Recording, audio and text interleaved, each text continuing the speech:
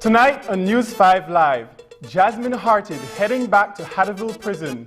Is it 2 or 3? Details still sketchy on number of Belizeans killed in Tulum, Mexico. And Patrick Faber says UDP leadership challenge not really about the now infamous video. Details of these stories and more coming up on News 5 Live. Good morning, sweetie. It's time for school. Are you a teacher or public sector employee who is thinking of owning your new home? Get the keys to your new home with Belize Bank's all-inclusive mortgage, the best financing option in Belize for your new home purchase or construction. Inclusive of all mortgage-related fees, no down payment, affordable terms, amazingly low interest rates. Visit our nearest branch to speak to one of our financial advisors to discuss how you can be one step closer to owning your new home. Some conditions apply.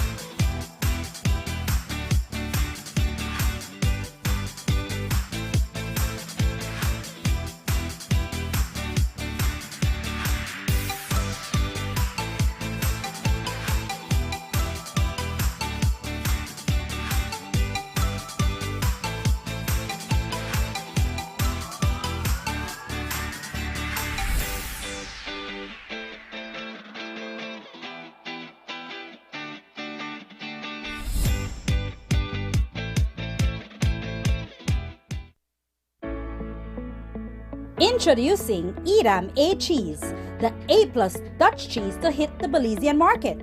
As the name says, it is of A-class quality, the best Dutch cheese in Belize. Edam A cheese is creamier, less salty, and simply more delicious. Don't be left out. Get your A cheese at a supermarket near you. A cheese exclusively distributed by Unitex Company Limited. Call us at 610-3626 or 610-8910. Follow us on Facebook at Unitex Belize.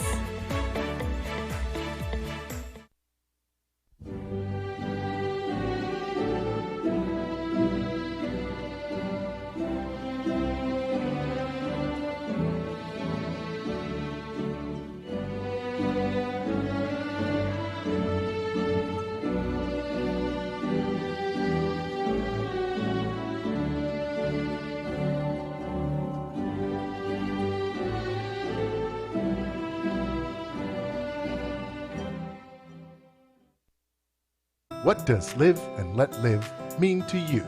Live and let live means everyone having the freedom to be themselves. Live and let live means that I can be a mother and have a career.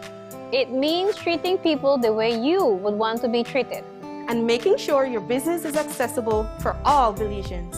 It means that everyone deserves to be treated with dignity and respect. It means to love your children no matter what.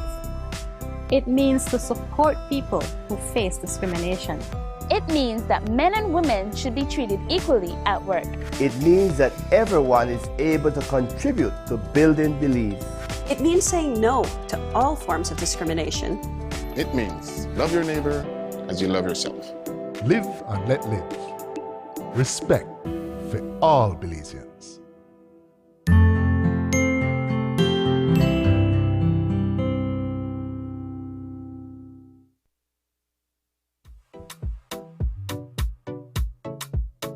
Why should you wear your mask? To protect myself.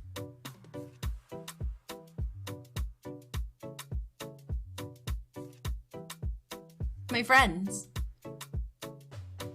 My family and others.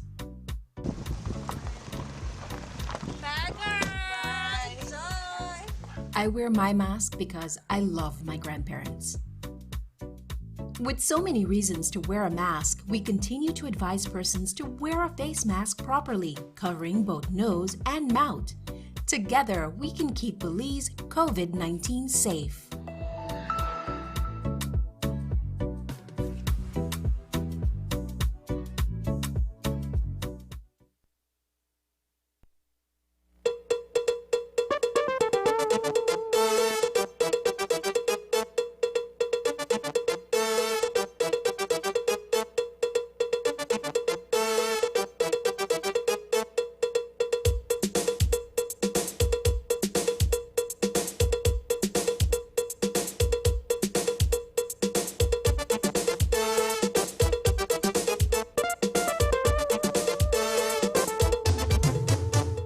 newscast is brought to you by the Belize Bank Limited.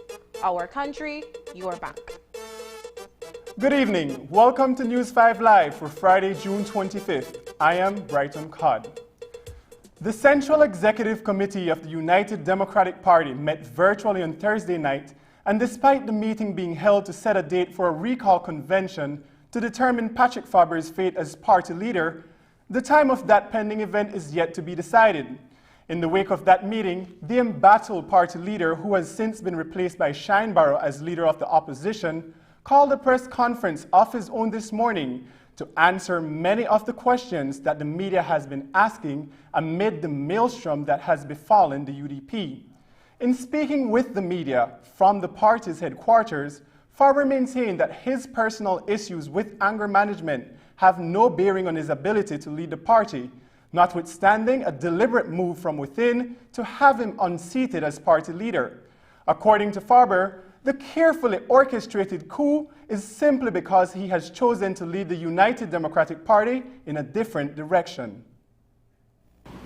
I have done much soul searching, deliberation and counsel, and I have determined that the unfortunate incident in my personal life does not render me unfit to continue to lead my party with the fortitude, experience, and skill I have been honing since age 14.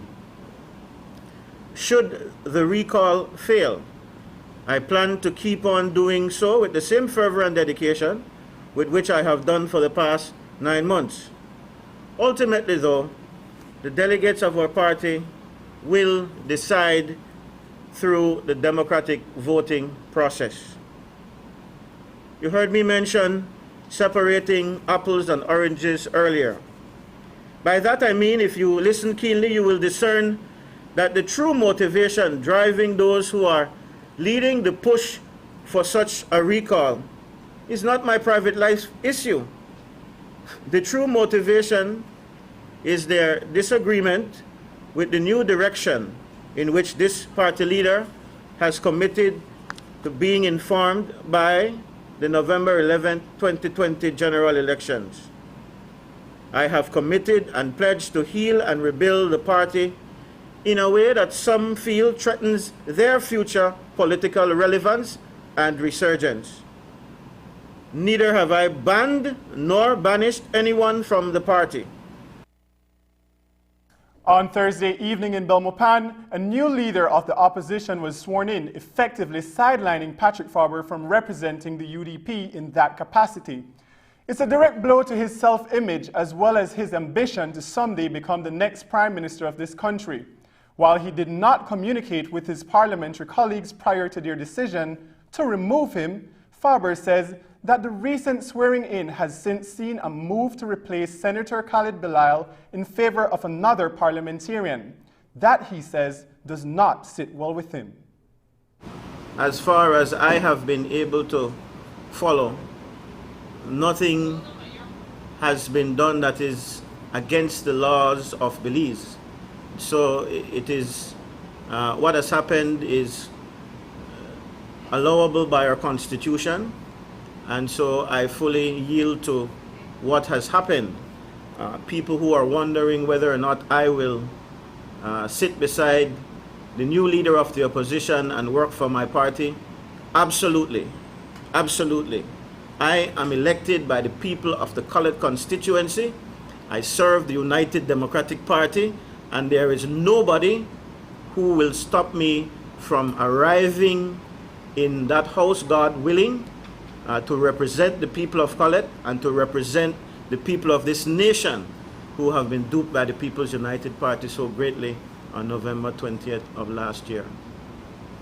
I learned, of course, of the decision of 3 of my colleagues to sign a letter of no confidence while I was away, traveling home on Monday afternoon. I had been of the opinion that at least one of those colleagues did not intend to sign the letter of petition to the Governor General or instruction to the Governor General. And I was saddened by that. I will not tell you otherwise. As we speak, I am told that the new leader of the opposition is firing a senator and hiring a new one. Without any consultation with me as the leader of the party, without any consultation with anybody, other parliamentarians. But that is his right as the new leader of the opposition. But I will tell you, it does not sit well with me, merely because this is a mass party and that we have several layers of leadership and opportunities for participation, and where it is that three persons take on controlling the party in that manner, it is heading for dangerous waters, in my opinion. Shortly before Shine Barrow's installation as the leader of the opposition, former Belmopan era rep John Saldivar took to social media to speak on the UDP's debacle. In comparing the events of last year, which saw him stepping down as party leader, Saldivar urged his political nemesis to do the honorable thing and resign as head of the United Democratic Party. It's a deliberation, he says, that he would follow through with were it not for his need to shepherd the party through these difficult times. He also made it clear that since Saldivar has lost 3 general elections, the constitution of the party bars him from running in the general elections going forward. That is a serious consideration that I have taken on.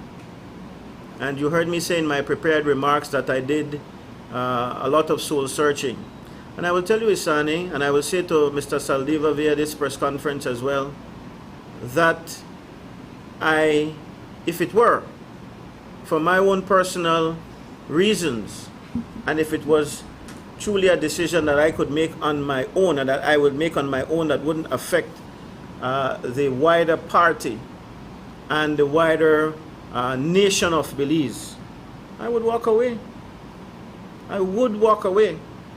The burden of having your colleagues shoot you, stab you in your back, torment you, is not an easy burden. The name Caucus for Change originated back in the late 1990s, I'd say, 1999, 2000, headed by the same John Saldivar, trying to form a coup to depose the Honorable Dean Oliver Barrow. Strange how politics makes for strange bedfellows now.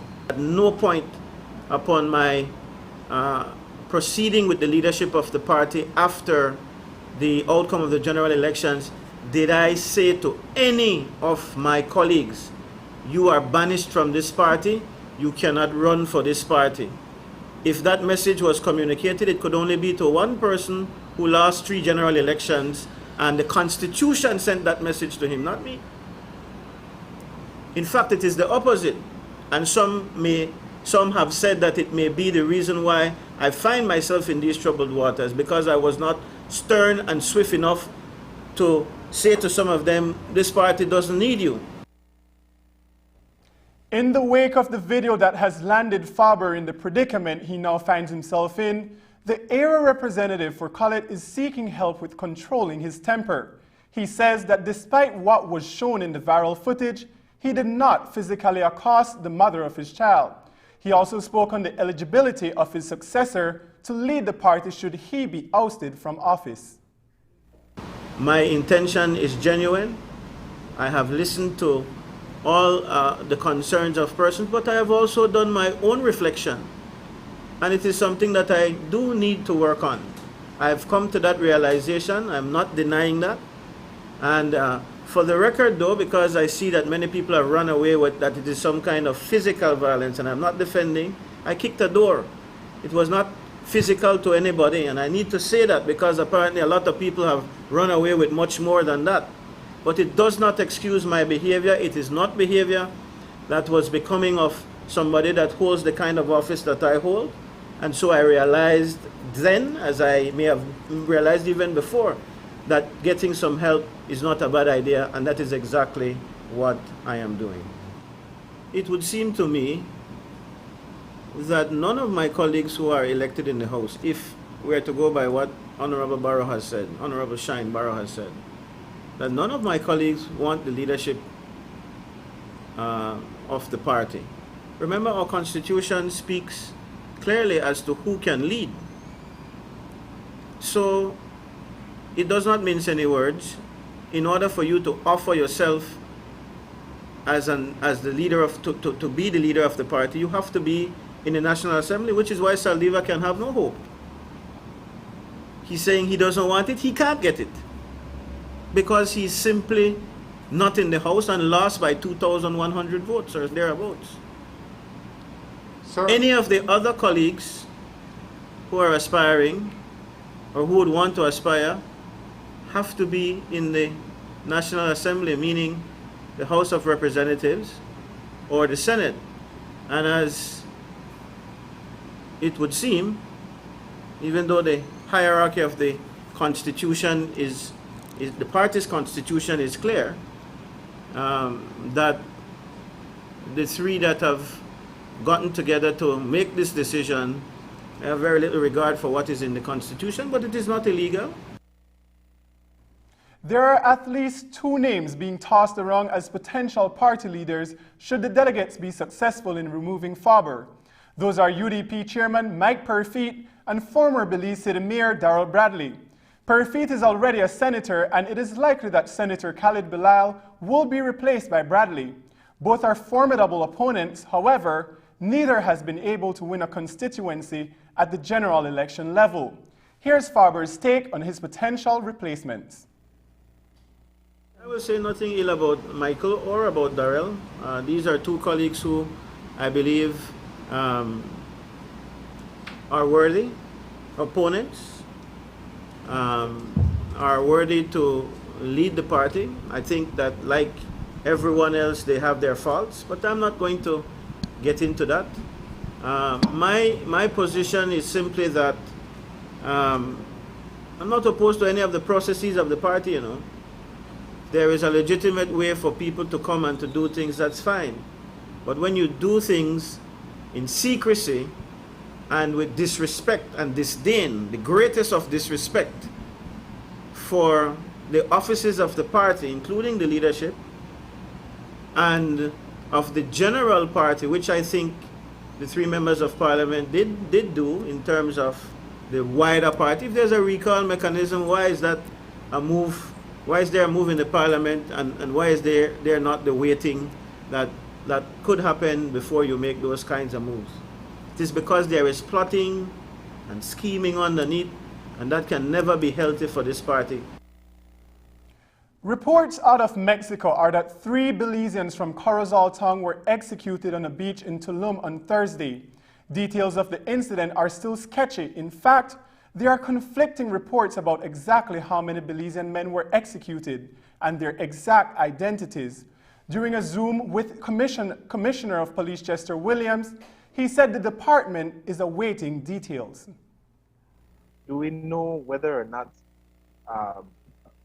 the persons being reported are reported deceased are in fact so? Because we've received conflicting reports as well here in Belize. Like I said, we have not received anything officially from Mexico as yet. Just like you, I saw something on social media, and I've been hearing rumors here, there, and everywhere. But there is nothing at this time, at least that has come to me, to confirm whether or not the information is true. Sir, what is the family members of these men saying to police at this time? Well, they will have nothing to say to police because the incident did not occur in Belize. If they will be speaking to police, it is going to be to police in Mexico, not over this side, no. But I mean, I believe they would have a vested interest in wanting local authorities to do some sort of investigation, having received information that their Belizean relatives may be in trouble, worst case, murdered. Those will happen through the Ministry of Foreign Affairs. Yes, if the information is true, there are certain things that we will eventually do in Belize in order to prevent any retaliation or any cross-border incidents, because we're hearing rumors, right? But like I said, we have not, from the police standpoint, we have not been able to confirm if in fact information is true. But once we get confirmation, if a matter of fact, we're not waiting, we have already put certain things in place in the event the information is true. But like I said, it is not a matter for us. It's a matter for the Mexican police. Commissioner of Police about reports that the men may have been involved in illicit activities across the border. He would not comment on whether they are known to police. Would police involvement be warranted if this is a case of some sort of transnational drug trafficking scenario? Like I said, we have put certain things in place in the event the information is true. And if it is, that is the case. I'm not going to go into specifics because we have heard certain things. But not everything that we do is for the media or the public consumption. And so you have to understand that there are certain things I'm going to withhold. As it relates to what you're saying, if it is that it has to do with some drug issue, or like I said, transnational crime, then the Mexican authority, where there is some blurriness, are going to seek from us information to be able to clear the blur that they may be experiencing. At this time, they have not contacted us to request any such information. So we just wait and see what will come to us through the Ministry of Foreign Affairs. Then perhaps the obvious follow-up question is whether or not local authorities have any sort of criminal history on these men. And I'm not going to answer that at this time, no. And while local authorities are waiting on official information from Mexican authorities or the Ministry of Foreign Affairs, the mother of one of the reported victims, Vladimir Eduard Chable, believes her son is dead. However, the Corozal mother told the media that she was under the impression her son was working at a quay off the coast of Belize. Él a mí solo me había comentado que él se iba a ir a trabajar en Tulum de albañil, pero yo le dije que para qué va a ir ahí si su papá está trabajando de albañil aquí, él está ganando su dinerito, le digo. Y me dijo, es que hay una construcción grande, le digo, con Gino no quiero que te vayas, le digo, porque Gino anda en malos pasos, y no me gusta, le digo. Y quedó así, después nunca me comentó más si se va a ir, porque lo regañé, no sé. Nunca me comentó nada sobre eso. Quedó así. Cuando de repente viene en la mañana y me dice, Dad, me voy a un curso en el Cayo, dice. Y de ahí se fue. De ahí solo llamaba, hacía chat, pero nunca dijo dónde está. Nunca dijo que está en Tulum, solo dijo que está en Cayo. Puro Cayo no decía que está. Pues ella tiene su password de su Facebook de mi hijo y ella entró hoy en la mañana. Y ahí están los chats que él le mandó a Gino y que Gino le respondió. Pues él está diciendo que el patrón lo quiere ver. According to Commissioner of Police Chester Williams, the fight against transnational narco trafficking is becoming more challenging for law enforcement authorities. Early Friday morning, narco traffickers skillfully landed a narco plane in a mangrove area in Monkey River Village, not easily accessible by land. The pilots maneuvering on the mangrove terrain were so crafty that Compal Williams says it will be impossible to remove the plane from the area in one piece. He gave us the details of this latest landing. Yes, there is such information. Last night we were on the lookout. We had a truck that was declared out of South America coming our way. The truck entered our airspace just after 1 a.m. last night. And as we would normally do, we had deployed our personnel, that is police and video, to the different possible landing spots. Around 1:30 thereabout, the plane disappeared from the radar. This was somewhere over the Riversdale area. And so we had received information that it had landed in the Riversdale area. We had a team in that area. They immediately went and made checks at the airport in that location. And the search there was futile. We went and researched other possible landing spots within that particular geographic area. And again, the search was futile. A subsequent flyover was done, and the plane was spotted right in the Monkey River Village area in a area that had some low mangrove. And again, it goes to show the skillful nature of these pilots. The plane actually landed not on any runway or not on any open lot, but in mangrove, and made a good landing too. And it is right beside the lagoon or the river. And we went there, we managed to get our troops in the area, and they had checked the plane. There's no content. We assumed that having landed, the content was discharged. Boat probably was waiting right at the lagoon, and the cargo was taken away. Coming up, Jasmine Hartin facing new charges and a return to Hatteville prison. Details on another day for her in court when we return.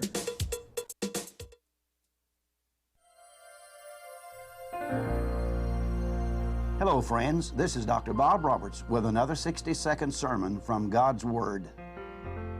The Bible says, "Be not deceived, God is not mocked, for whatsoever a man soweth, that shall he also reap." A successful businessman needed to select a new CEO to take over his business. He called all of his executives together and said, "I'm going to give each of you a special seed today, and I want you to plant it, water it, and come back here 1 year from today with what you have grown from that seed. I will then judge the plants that you bring, and the one I choose will be the next CEO." Jim was there that day and rushed home to share the good news with his wife, who helped him plant his seed, and he watered and fertilized it but could never get it to grow. His friends bragged about how theirs was doing, but Jim felt like a failure. Finally, show and tell time arrived, and they all brought their beautiful pots and plants and presented them. Jim felt like such a failure, and he kept to himself in the back of the room. But finally, the CEO called Jim before the entire group, and he admitted his failure. The CEO surprisingly announced, "Behold, your next chief executive officer. His name is Jim." He then announced that the seed he had given all of them was dead. And when the others found the seed would not grow, they substituted another seed for it. Jim was the only one with the courage and honesty to bring me a pot with my seed in it. Therefore, he will be the new CEO. Sow honesty and integrity, and you will reap favor at God's show and tell time. Today's 60-second sermon has been presented by Christian Foundations of Faith in cooperation with the Baptist churches in your area. Development and Housing is creating a registry for contractors with varying disciplines, qualifications, capacities, and skills. This will centralize all registered contractors in efforts of creating equal employment opportunity across the public and private sector, as well as will give confidence for owners in quality of listed contractors. Contractors will be categorized by the following disciplines. 1. General building. 2. Civil works road construction. 3. Bridge construction. 4. Land development. 5. Tradesperson. And 6. Specialist contractor. Applications can be gotten free of charge from the Ministry of Infrastructure Development and Housing for the next 90 days or via email from the Project Execution Unit. Initial applications to the registry will be processed up to the 27th of August 2021. For more information, you can email ceo.secretary@mow.gov.bz or peu@midh.gov.bz. Register today and do your part to build Belize.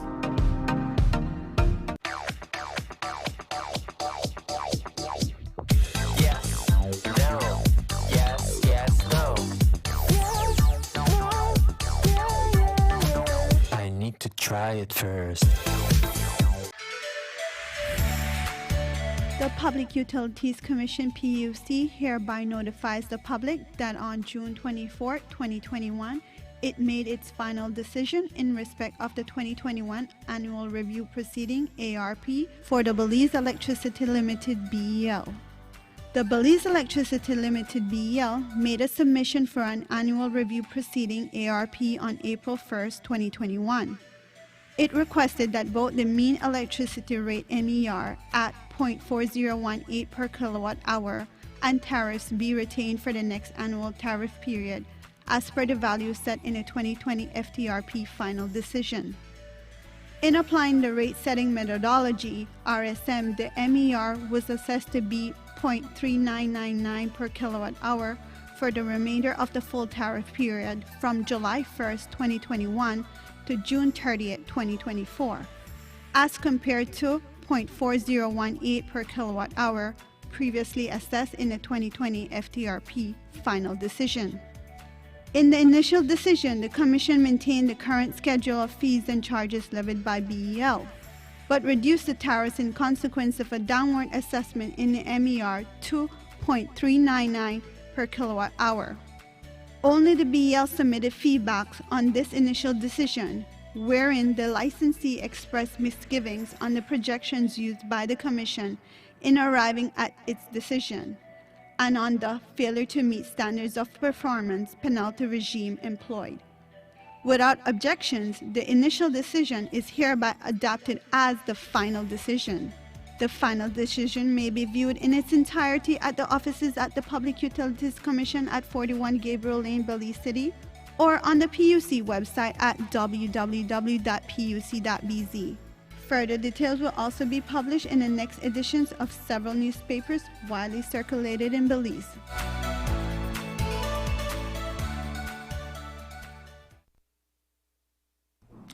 In a turn of events, Canadian Jasmine Hartin, who was out on bail and facing charges of manslaughter by negligence in the death of Police Superintendent Henry Jamot at San Pedro last month, is once more in the arms of the law. New charges were levied against her this morning following an incident at the Grand Colony Hotel in San Pedro on Tuesday. But as News 5's Dwayne Moody found out today at the Supreme Court, there were bigger problems brewing for the mother of two. After 3 p.m. today, Jasmine Hartin was escorted up the steps of the Supreme Court in Belize City, where she reappeared before Justice Herbert Lord. It wasn't a bail revocation hearing, but actually a session to hear a withdrawal application from Frank Cabet, the general manager of Grand Colony Resort, who had posted the $30,000 bail bond and signed the surety of the same amount on behalf of Hartin back on June 9th. In court, Cabet said that he did not believe that Hartin will show up to court on her hearing date, and so is requesting the removal of the cash deposit and surety. The purpose of now coming to the High Court is for her to hear that the person who had signed bail for her is asking the court to allow that person to withdraw that bail. That application was only made today, this afternoon. That's what the Crown Counsel told His Lordship the judge. Ms. Hartin is accused of a terrible crime of taking the life of one of our finest officers, but she is entitled to the protection of the court and the law. You can't just come to court and say, I take back my bail because I think that lady might want to go to Canada or might this or might that, and then you just send her to jail after that? Excuse me?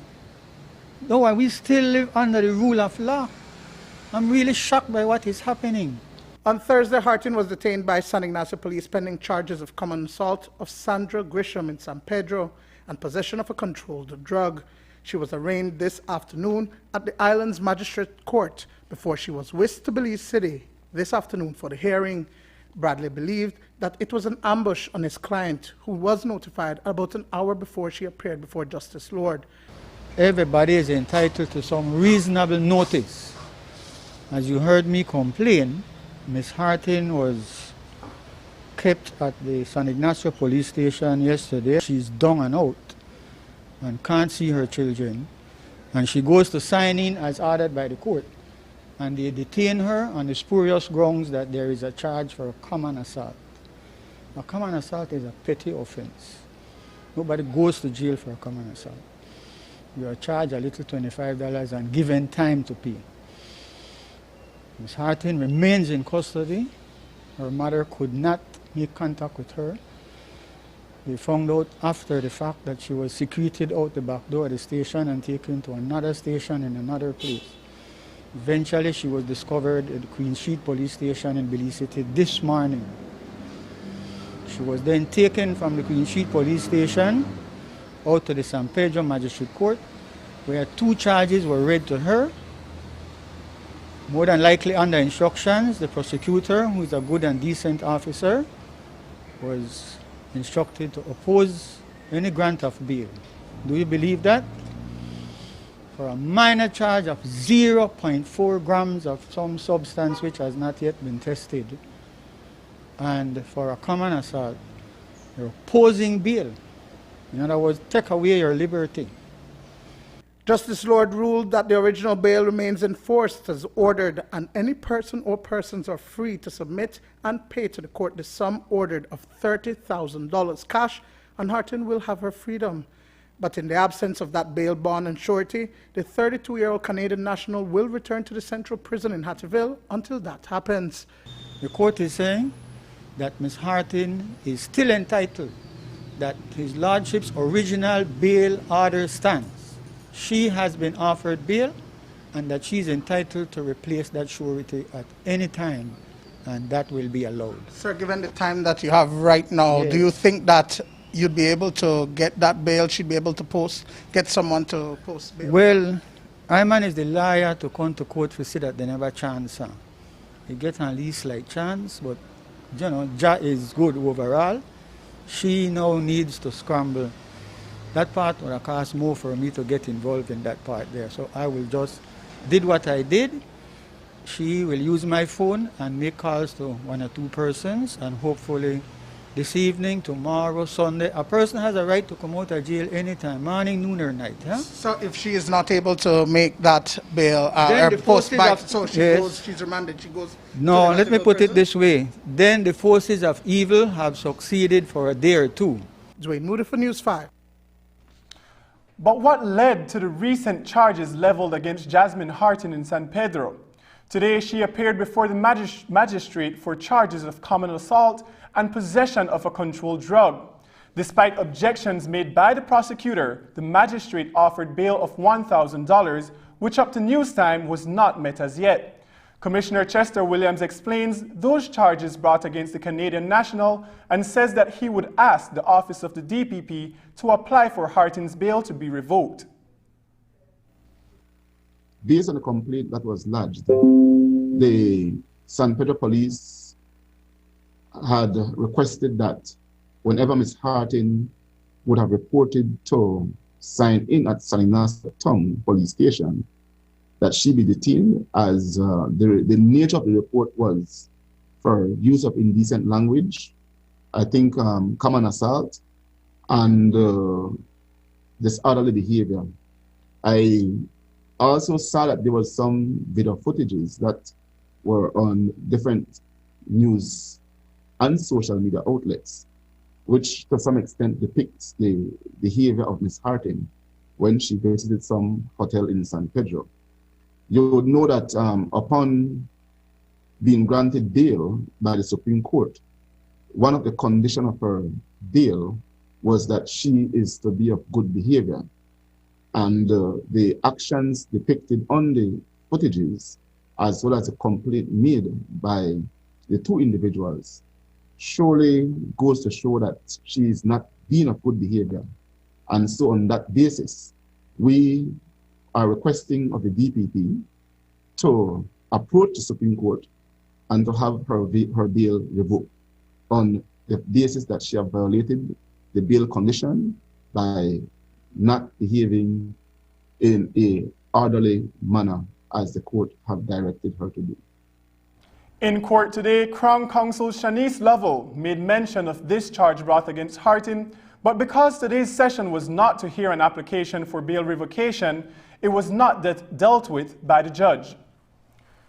Commissioner Chester Williams also spoke about what is being described as a media circus that played out inside the San Ignacio police station on Thursday, something he says is against protocol as the media is not given permission to interview detainees inside a police station.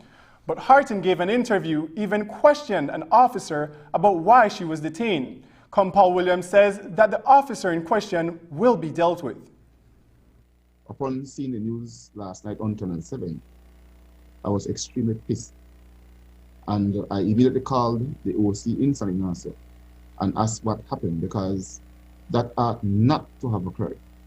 But again, I guess the aggressive nature of Channel 7, they were able to infiltrate the police station and get their interview. Why I cannot hold them accountable for what happened? I hold the police, because the police ought to have taken every precaution to ensure that the media did not enter the station, and even more so, that they did not interview a person, a prisoner, in police custody. That is a total violation of our protocols, and the OC in San Ignacio has been directed to ensure that the sergeant was on duty be dealt with in respect of that matter. After the break, protecting the sharks, new measures to create an area in the sea where they can exist in peace. But first, here is a look at the latest COVID-19 figures. This COVID update is brought to you by Belize Medical Associates.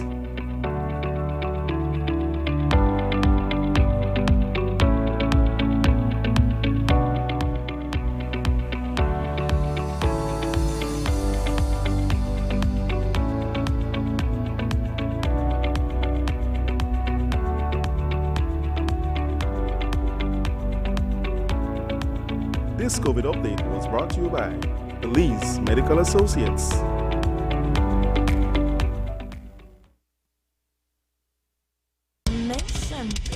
Rain or shine, any weather. When we go ball, we go Berger. Quality paint, no faded colors. When we go ball, we go Berger. Let your imagination run free. Any color for this space, when we say ball, that mean it don't peel. Quality in every color, lifetime guarantee. When we go ball, we go Berger. When we go ball, we go Berger. Rain or shine, any color you need. When we go ball, we go Berger.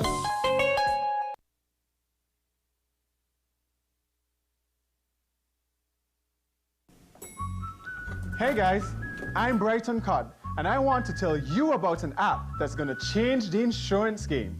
Imagine insurance made easy. That's exactly what Home Protector Insurance has done with the new HPI app. Instant claims, fast transactions, and real-time updates are just a few of the ways this insurance app is going to change your life. Whether it's for your car, your house, your life, or any of the other services provided, HPI app has got you covered. With a user-friendly interface, only with Home Protector can you get all your insurance needs in the palm of your hands. But don't take my word for it. Download the app, give it a try. Let me know what you think. And if you're not insured with Home Protector, then we've got to have a serious talk.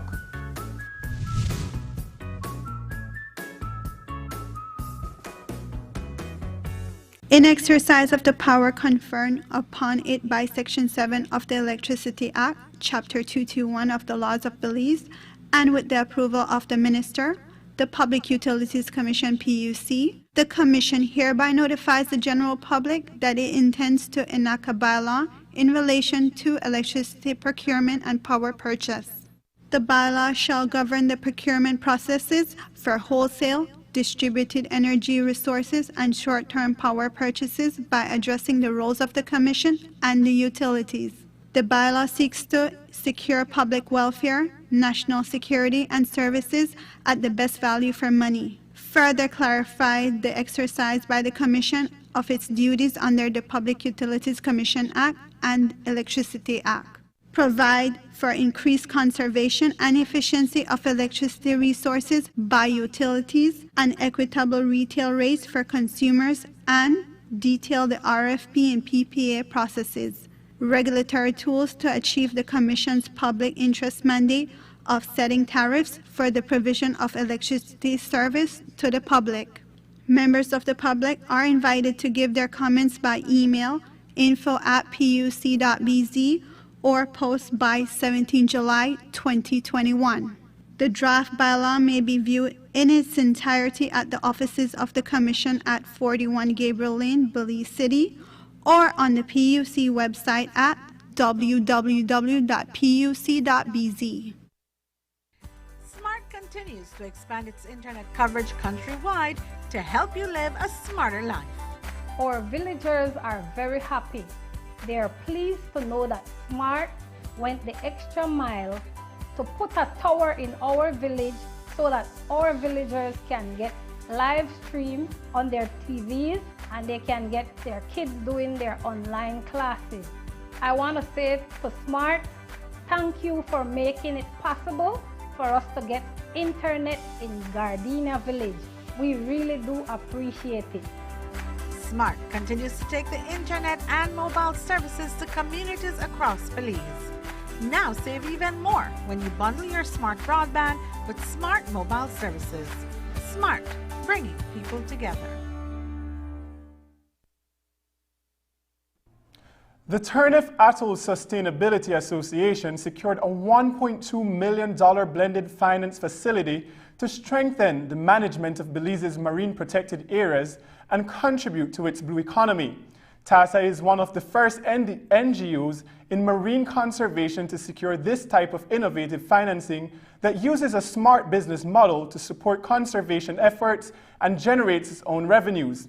Since the pandemic started, TASA has lost $750,000 and they have had to scale back on programs. Today, Executive Director Valdemar Andrade told reporters that it has been in the making since 2019. It's basically a loan approach where we made a case to them in what is the value of Turnef in terms of its contribution to the economy, in terms of conservation impact. So that's around 500 million Belize dollars per annum, which includes shoreline protection, about 150 million in annual in tourism. This is pre-COVID. You have another $5 to $7 billion from fishing. We have an estimated $7 million value of blue carbon, and we have an unestimated amount for the deep sea fishery. In those approaches, we were able then to make a case to look at the feasibility of us driving revenue, which included fees, blue carbon, and also looking at building a resilience account so that we are not in the same shoes in the future. And so we have come having that discussion with them. Initially, they offered us $2 million US, because, but when we ran the feasibility and because we are still in a COVID situation, we decided that we will look at a facility for around $1.2 million, $750,000 in loan and the other in grants that we would be able to raise from the partnership. So in this case, one of the larger grants is from IUCN. So they are helping us to put in place some of the infrastructure, put in place some of the equipment for both the tourism and the conservation impact in terms of enforcement, monitoring, and science aspects to be able to show how we would be able to raise these revenues to pay back the loan. The blended finance facility is a partnership signed by TASA, the Ministry of Blue Economy, Mirova, International Union for Conservation of Nature, and Blue Finance. Executive Director Valdemar Andrade says the $1.2 million blended financing will also be to put back into the management of fisheries and by extension the marine protected areas, which will have a positive impact on the economy through fisheries and tourism. Andrade explains how they will implement the sustainable revenue generating initiatives. We are positioning ourselves as a real business partner and building products, post-COVID, for the post-COVID opportunity in terms of tourism, so that we're able to position Belize, not only Turnef, but also Belize, but certainly Turnef as a key product. And so we are building a number of things in Turnef along with our partners, but it is being built together. It is being built knowing what is it that they have in place in terms of capacity of personnel, what capacity in terms of equipment, and what is it that they're seeing as key products that they need. So we are putting in infrastructure. We're making Calabash Key the center for our tourism hub. And on Calabash Key, we're going to be putting in trails. We're going to be putting in a tower, picnic areas, and so being able, and a new pier to be able to receive guests there in terms of building a tourism product. We're looking at building an app that guests on Turnef and the guests will be able to interact with Turnef, know more about Turnef, learn more about Turnef. We will know also what they're seeing, what is it that they're looking for at the end of the day, and so being able to have very much an interface with them. We're also looking at building Seafarers along with the hotels, so that they can get a better idea and have more products on Turnef in terms of what we're doing, of what products that we are able to build towards the guests.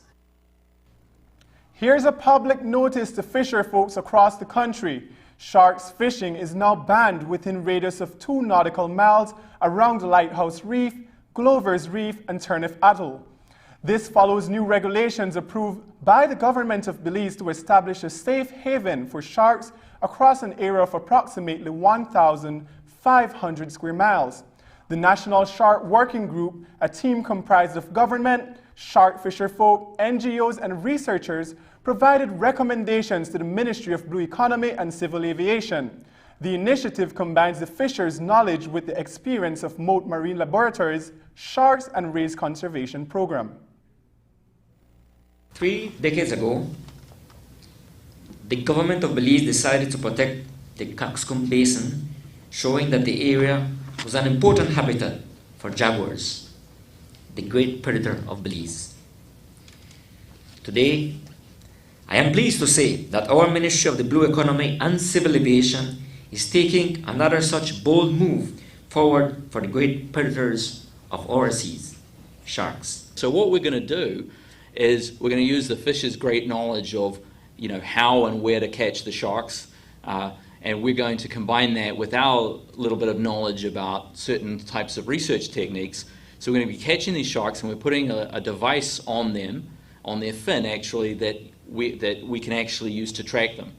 And the idea is that the shark will be released back into the water, and every time the fin pops to the surface, the satellite tag will get picked up by satellites, and we'll be able to see where that shark is. Because one of the very key things, some sharks stay in one place. So some of the sharks that are inside the new coxcomb of the sea, they'll sort of go their whole life in there, but other sharks will be moving around. In 2005, the Forest National Plan of Action for the Management and Conservation of Sharks was developed and adopted.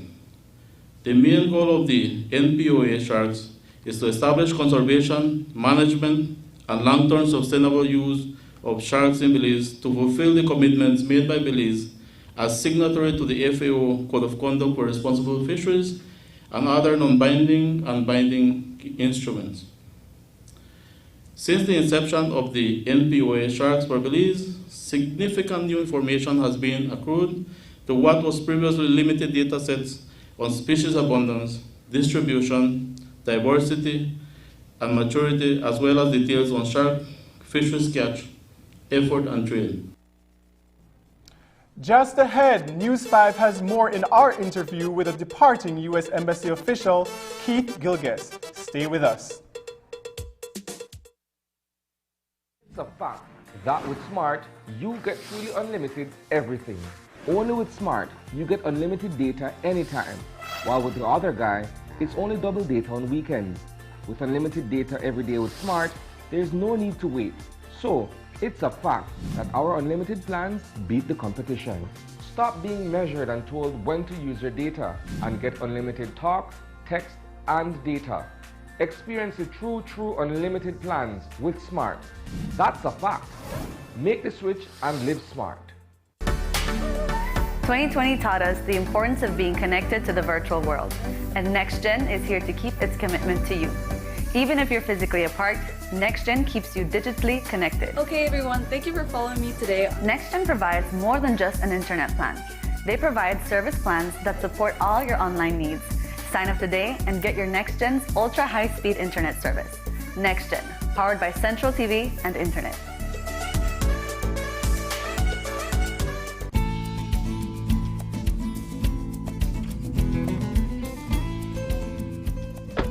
Hola, Tony. Hey, Kevin, ¿qué onda? ¿Qué pasa? Nada, le vine a buscar porque necesito comprar más mercancías de vasos y platos desechables para mi tienda de comestible. Me estoy quedando sin esas cosas. No, hombre, fíjate que desde el 15 de abril no puedo importar nada de eso. Y se me acaba de terminar todo lo que tenía hace como 3 semanas. Oye, pero nunca has estado sin esas cosas. ¿Qué está pasando? Mira esto. Esa es la nueva ley que prohíbe todo el uso de plásticos no reutilizables. Esos son vasos, platos, cucharas, tenedores, todo eso. Desde 15 de abril de este año no he podido importar nada de eso. A partir del 15 de enero del 2021 nadie puede fabricarlo. 15 de abril 2021 nadie lo puede vender. Y a partir del 14 de julio del 2021 si alguien te agarra con eso, te multan. Híjole, no sabía eso. Necesito cambiar algunas cosas. Les diré a mis clientes por qué esas cosas ya no están disponibles. Gracias, Antonio. Así es, cuídate, man.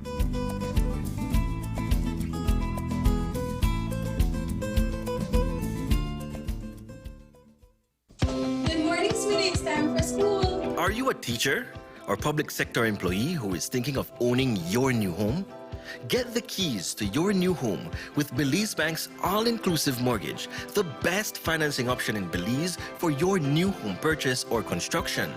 Inclusive of all mortgage-related fees, no down payment, affordable terms, amazingly low interest rates. Visit our nearest branch to speak to one of our financial advisors to discuss how you can be one step closer to owning your new home. Some conditions apply.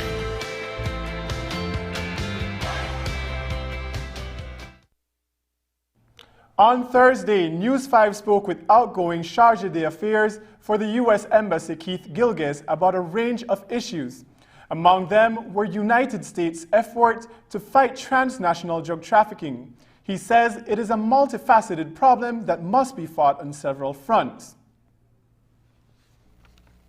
Nobody can be satisfied with what we're doing until we've stopped the problem. You know, we need to work, we the U.S. need to work with our partners in South America on the production of drugs. We need to work with our partners in Central America and the Caribbean on the transshipment of drugs. We need to work with Mexico to combat the cartels that are moving these drugs and creating such violence there. And we need to work in the U.S. on our consumption issues, because if we stop consuming, the rest of it goes away. But you can't just tackle any one of those things. So we, again, have the broad reach and the relationships to work on all sides of the problem. We're not going to say we can interdict our way out of a problem, or we can prevent production out of the problem, or that we can just stop consuming and that ends the problem. We have to tackle all of it. Am I satisfied? No, I'm never satisfied. You know, we can always do more. How could we do this better? How could we do more of it? Where do we need to invest? Am I proud of what we've accomplished? Absolutely. We also asked Keith Gilgis for his views on the territorial dispute between Belize and Guatemala currently before the International Court of Justice. The U.S. has relations with both Belize and Guatemala, two nations that are in dispute over territory. What has been the U.S.'s involvement in this dispute, particularly where the referendum is concerned? The U.S. role back in pre-2008, along with the other friends of Belize and Guatemala, was to come together and say, let's find a path forward, agreeable to both sides that can bring resolution, because it is in the interest of both Belize and Guatemala to have this issue resolved, frankly, so that there can be deeper ties and better cooperation across, you know, what some call the adjacency zone and some would call the border. Our role at that time was to help bring the parties together to an agreed upon framework. That framework led to each country having referendums in which they would choose to go to the ICJ or not. When I arrived, we were in the run-up to the referendum, so I got here in July of 2018, just as things were starting to ramp up, and the role we played there was education. We didn't take sides, but we said, here are the facts. Here is what you need to know, and we provided money to civil society to go out and give information, not yes or no, but give information about here's the process. We sponsored a trip for journalists to go to The Hague and see, okay, here is what the ICJ looks like. Talk to people at The Hague, talk to the experts, and bring that information back. So again, we didn't say what anybody was going to say, and we certainly didn't say what anybody was going to report. We just said, there's the information, go get it and supply it so that the Belizean people can make the decision on whether or not to go to the ICJ on the facts, not on fear. And I think that ended up being the result. And so 55% of Belize said, yes, let's go to the ICJ. In his capacity as charge, Gilgis has had to address several complex multilateral political issues. In doing so, he says he has had to apply the art of diplomacy, determining what topics to engage and what not to engage. One of the more recent regional issues he commented on is the OAS's statement with regards to Nicaragua's ongoing democratic disputes. On his social media page, he voiced his disappointment with Belize's response to the situation. We asked him about that. the issue with Nicaragua recently and Belize's response. I believe you had something to say about that on your Twitter. Sure. You know, there are so many areas in which we share values with Belize. You know, value and a respect for democracy, the importance of liberty, the importance of personal responsibility, all those things, these are values we share. That doesn't mean within any particular issue there might not be disagreements. And listen, we can disagree without being disagreeable. It's never personal.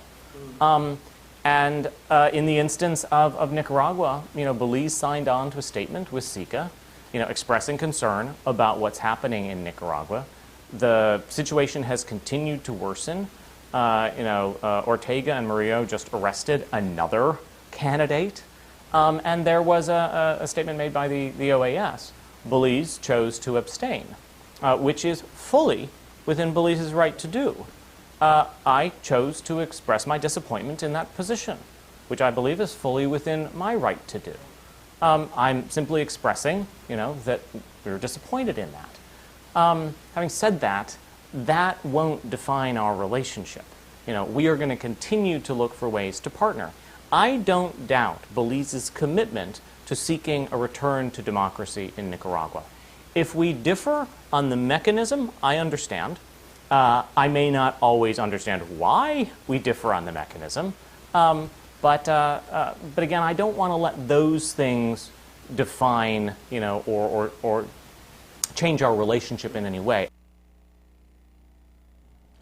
Just ahead, they are away from home for long periods of time so that you can get your goods that you need from countries around the world, honoring seafarers and their contributions to global trade when we come back. But first, here is the weather forecast with data from the Belize Met Service.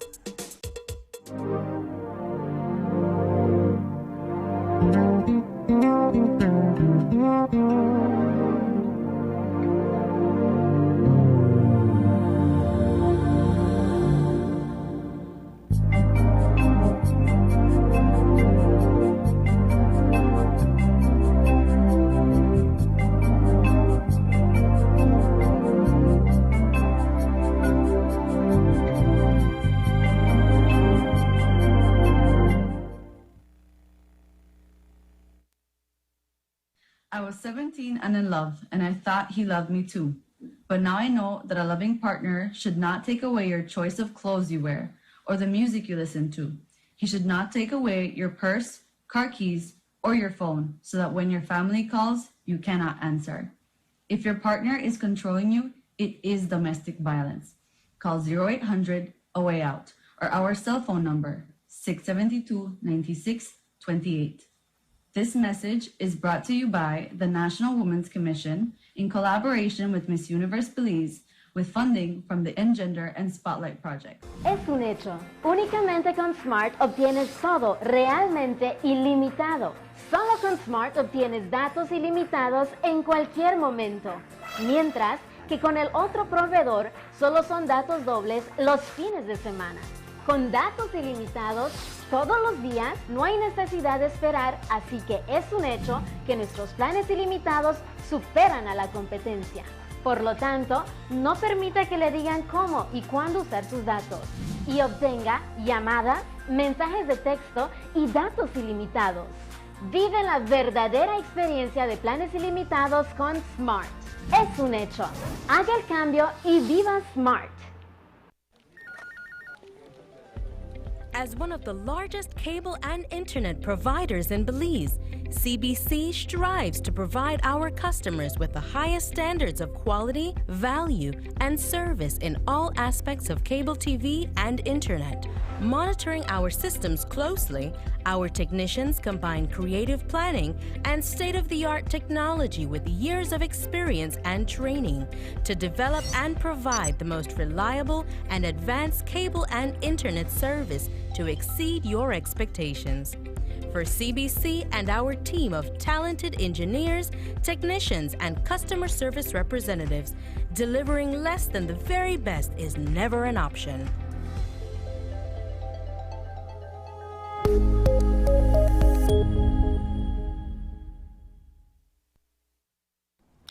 June 25th marks International Day of the Seafarers, recognizing their contribution to the global economy and world trade. The local port authorities spent today honoring the crew from a cargo vessel docked in Belize. News 5 was there for the brief ceremony. This vessel is the MV Vanquish. It is almost ready to set off on the high seas with these containers. These are 4 of the 8 seafarers who make up the crew on this vessel. They've been at the dock of the Port of Belize since Thursday, but they can't go on land. And that's why on this International Day of Seafarers, the Port of Belize, the Belize Port Authority, and local agent Belize Estate Company Limited got together to give these seafarers a special treat. It's an opportunity for us to recognize the essential work that they do and the value that they add to every country and every economy that they serve. So we're here today to just present a few tokens of our gratitude to them. It's very hard work. What we're doing here today is very minuscule in proportion to what needs to be done for the well-being and the livelihood of these essential workers.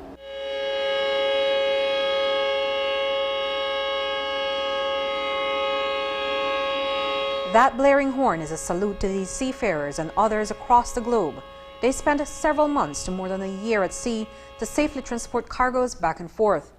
And so they play a critical role in international trade and moving the global economy forward. It's one that Agent Belize Estate Company Limited recognizes, as these seafarers brought in 93 containers and are taking back 117. These seafarers are very important. They are vital to the day-to-day activities of the vessel, because without them, we would not be able to get goods coming into our country on a daily basis. They're the ones responsible for moving in and out of Belize our produce and bringing all the things that we see that we have on the shore shelves that makes our lives easier day to day. It's a huge sacrifice. I mean, these guys, they come out and they go on contracts for 6 to 9 months. Many times they don't get the opportunity to come on shore. They actually physically have to live on that vessel for the entire duration of the contract. But yet they're exposed to great risks at sea, and working conditions continue to be a problem. Yet it's their perseverance during the height of this pandemic that shows how important they are to the value supply chain, as they transported millions and millions of protected gears, biomedical technology and equipment to all corners of the world to tackle the COVID-19. The last year has been very tough for many seafarers. At one stage there were 300,000 seafarers essentially stranded at sea because of the travel restrictions. And that also means there were 300,000 relief seafarers on the land that were not able to go to work and earn for their families. Some of these seafarers have been on board ships for 18 months or more. And on top of that, we are presently, again on a global basis, we are presently having a peak in the quantity of crew abandonments, where the ship owner simply leaves the ship and leaves the crew to fend for themselves. If we go back March, April, May of last year, when the pandemic was striking most countries, no country was prepared with protective equipment, with oxygen, with medicines, and the vast majority of that has been transported by container, by sea.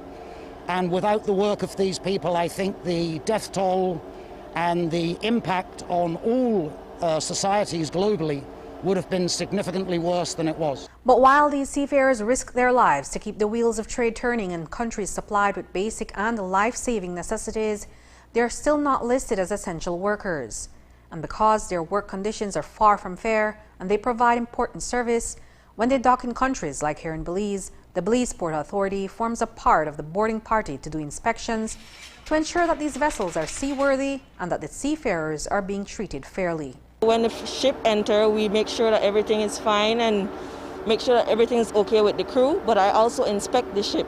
So every 6 months we look at navigation, we look at fire safety and life savings, engine room. We check for Maritime Labor Convention, which we look at their care as to how they're treated, their working condition, their hours. So we think it's only right that we celebrate them and let them know that we appreciate all they're doing, especially in these challenging times. Reporting for News 5, I'm Andrea Polanco. The Port of Belize, the Belize Port Authority, and local agents will be recognizing the crews of 3 more cargo vessels this weekend: the Conch Ship Pro, Jan Carib, and Carib Mariner. And that's the news. Tonight's broadcast is available in both text and streaming video at channel5belize.com. You can also connect with us on our Facebook page at facebook.com/News5Live. I am Bryson Cott. Thanks for joining us, and from all of us here at News 5, please remember to wash your hands, keep your social distance, and stay safe. Good night.